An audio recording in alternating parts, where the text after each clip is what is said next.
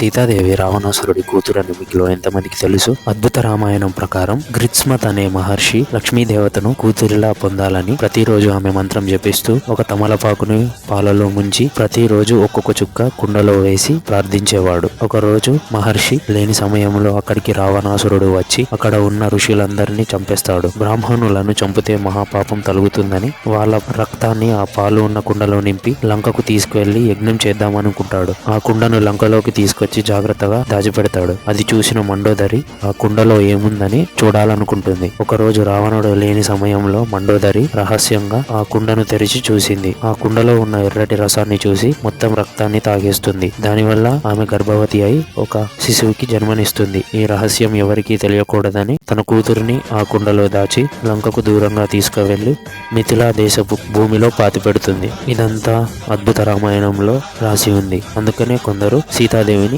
రావణాసురుడి కూతురు అని అంటారు. దీనికి మీరేమంటారో కింద కామెంట్ చేయండి.